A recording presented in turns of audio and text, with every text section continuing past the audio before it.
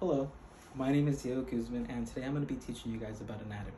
I'm just going to go over a few key parts of the body, so I'm not going to spam your guys' brain with all the parts of the body because it's a Friday, and we're really not trying to be here for like an hour. So, the parts that I'm just going to describe are going to be the bones that make up the arm, and that's going to include the humerus, the ulna, and the radius. That's all I'm going to cover for right now, and I am going to go over a few key terms that you guys need to know. So, for example, let's just start off from the very basics of anatomy. The way that you guys want to be able to describe these points and parts are going to be using key terms. Now, whenever we are talking about anatomy, usually we want to refer to everything from an anatomical position because it makes things a lot more easier for the people that are, that you're describing these body parts to, or these bones, or even like these landmarks. So, everything in anatomy that we usually go to look at from default is going to be from an anatomical position or anatomical POV. And whenever we're looking at something anatomically, it's basically referring to everything being from an anterior view. So anterior basically means the front of or the front view. So right now, the way I'm looking at you guys and the way that I'm talking to you guys on this phone and camera is I'm looking at you guys and you're looking at me from an anterior perspective. So this is going to be an anatomical position, the way that I'm at.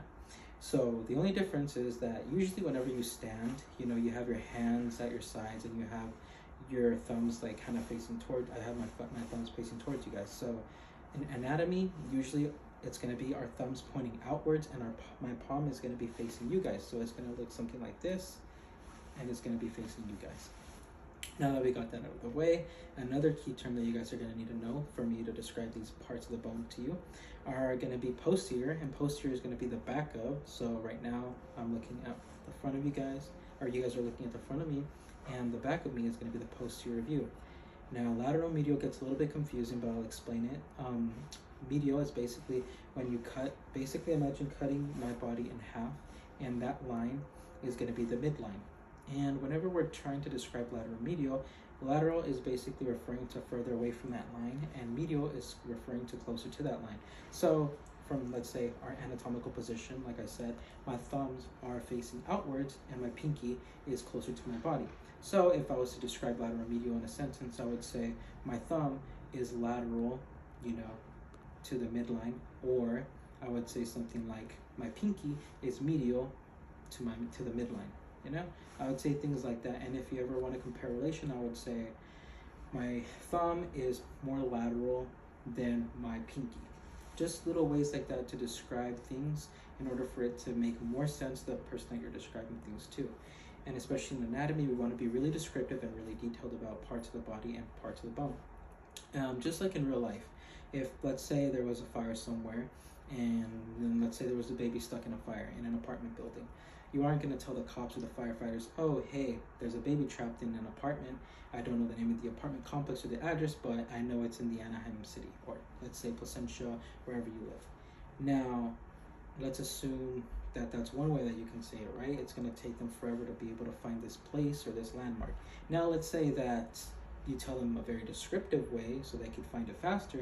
You would say something like, oh, there's a baby in a burning building in an apartment named this, give the address, or you can say by these two cross streets. There's just a lot of ways to describe certain parts of the body to make it easier for the person that you're describing it to, or just for yourself to be able to identify these landmarks. But that's just a few ways and why it's so important for us to use key terms in anatomy.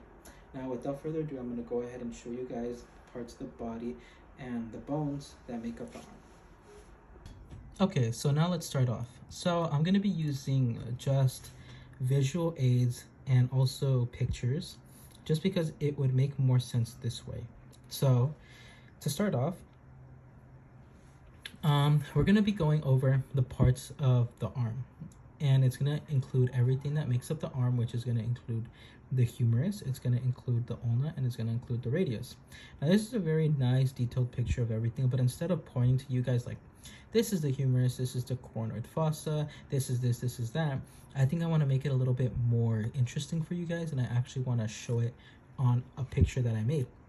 So I'll refer to this just so you guys can see which bones we're going to be talking about. However, the bones that I will be talking about are actually right here in this diagram that I made, or I guess this little picture that I made. So right here we have the first bone. and that bone is called the humerus. Now, the humerus is an interesting bone because it's one of it's the biggest bone that we have that makes up our arm. Now, it's also very interesting because it's got a lot of interesting parts to it. You know, it has a really big head, and it has a little tuberosity here, and it has a bunch of little fossas everywhere.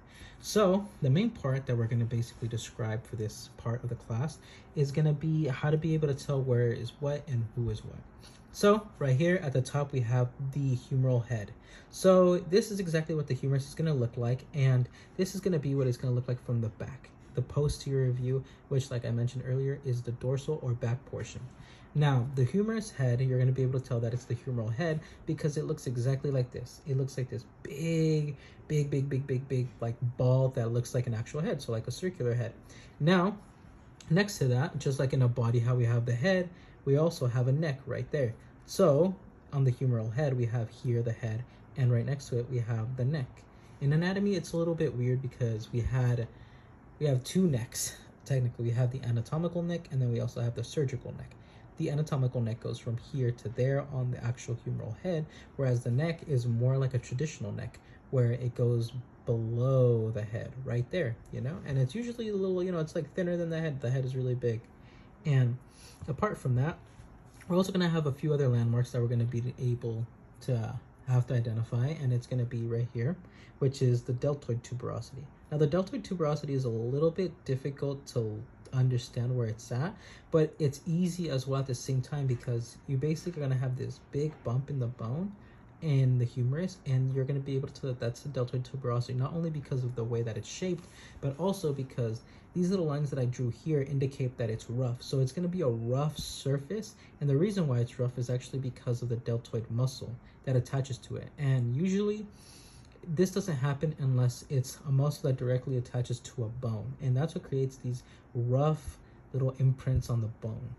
Now, apart from that, we're going to need to know a few other things before we go all the way down here, and it's going to be the greater tubercle and the lesser tubercle. Now, these are very easy to identify because the greater tubercle, you can always think about the top portion, and the lesser tubercle, you can always think about the bottom portion.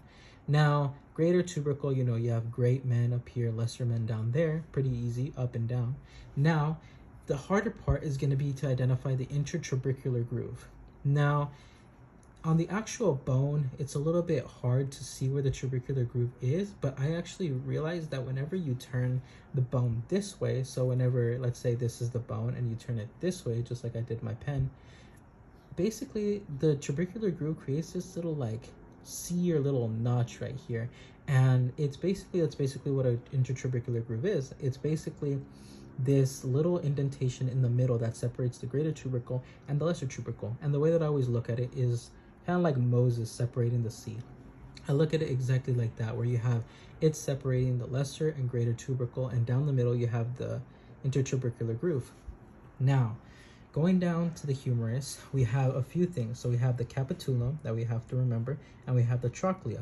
So the easiest way to remember the capitulum, besides its shape, so whenever I look at it, it's also based on its shape. I realize that the capitulum is more of the rounder portion of, you know, the humerus. But another way that I can remember capitulum is because I just remember this portion of the name, you know, Tulum. And I don't know if a lot of people here go to the beach, but I've always wanted to go to Tulum. And Tulum, you know, whenever you think of the beach, it's this big, bumpy little circle island, you know, in the beach. You know, you just think of this like nice paradise. And that's exactly what I see whenever I look at this capitulum right here, this part of the bone. And I just imagine like it's, you know, super round, but I remember the name because of Tulum, so capitulum. So that's just a little way that I like try to remember that. Now, I drew on here these little red indentations, and what that basically signifies is little fossas or craters, or, you know, little curvy grooves that go deeper into the bone. So the last part that we have to remember about the humerus is this. It's going to be the olecranon fossa. Now, the olecranon fossa is actually located on the posterior side, so the back side of the humerus. And the back side of the humerus, it's basically going to have this big hole right here at the back. And the way that I always like to identify fossas is I always imagine, because it's such a big hole and deep hole too, I always imagine, I mean, they could be small as well, but I like to imagine that it was because of a meteor, and whenever a meteor, you know, they hit the ground, they create these big little holes and gaps and indentations into things. So that's exactly what I think about when I see a fossa. It's exactly that, you know, kind of like a deep crevice of sorts. So the olecranon fossa, it's always easy for me to remember, just because I remember that big gap right here, olecranon fossa, and fossas, you know, I usually just imagine it being like a meteor. And one way to be able to identify if it's a you know, the backside, posterior, or anterior side of a humerus is the posterior side is always going to have this olecranon fossa, and that fossa is always going to be very, very big compared to everything else. And now, apart from that, you know, the front side of the humerus, it's always going to have these bumps. And for everyone who's blind and is in anatomy, I feel bad for you. But, you know, one part that's good is you'll be able to feel these bumps, and you'll be able to tell, okay, that's the anatomical position of the humerus. Now, going to this portion right here, we have a few other things. We have the midline, and we have lateral. Now, I already went ahead and explained that part. I just wanted to have them there just so I can kind of describe the rest of these bones. And the last part of the ulna, so the last part of the ulna, which is this, the ends, these are going to be called styloid processes. And usually, like I said, in anatomy, you want to be super, super specific. So whenever you name something, you know, because there's a styloid here as well at the radius, you also want to name what part styloid that's from. So styloid process of the ulna is going to help you a lot, especially when describing all these different parts. So the styloid right here, that's actually a very, very, very, very small styloid on the actual bone, and it actually connects to the pinky. So for example, right here, this is exactly what it looks like. The styloid process looks like this little tiny little thing. And over here, the radius, that has this other big process, and basically that is a little bit chunkier. And the way that I like to differentiate where they go is the styloid process of the ulna is super skinny, so it goes to the smallest part of the hand. So it would be like the tiny, you know, the tiny pinky, because you associate that with feeble. And over here you have this big chunky process, and I always associate that with the thumb because that's where it points towards, the thumb. And the thumb is just this big chunky, you know, piece of meat on your hand.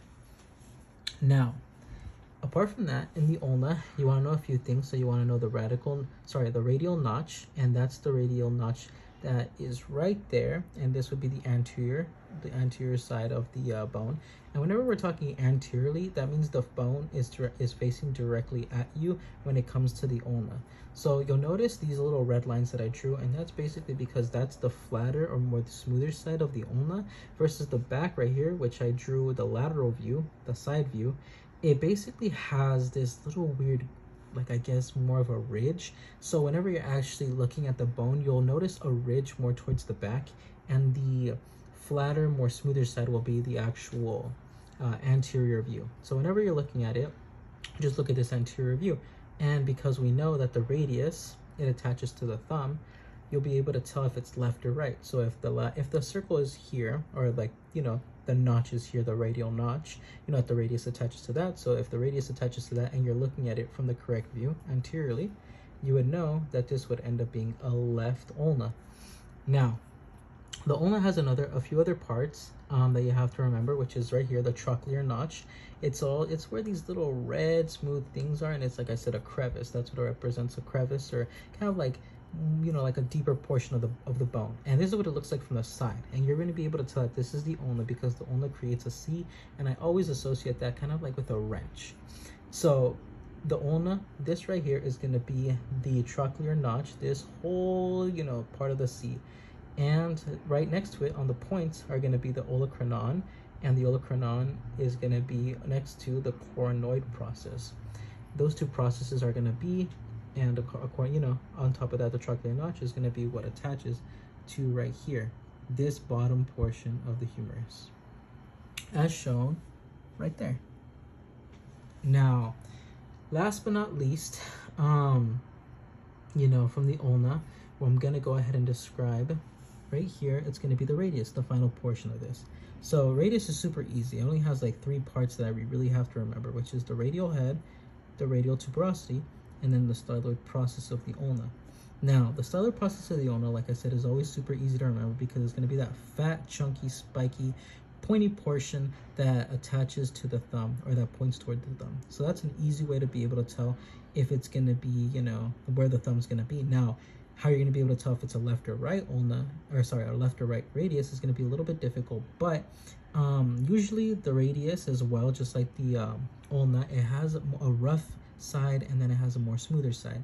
So the rough side is going to have all these little bumps along the styloid, and right here it's going to have this weird like groove, or I guess kind of like a ridge.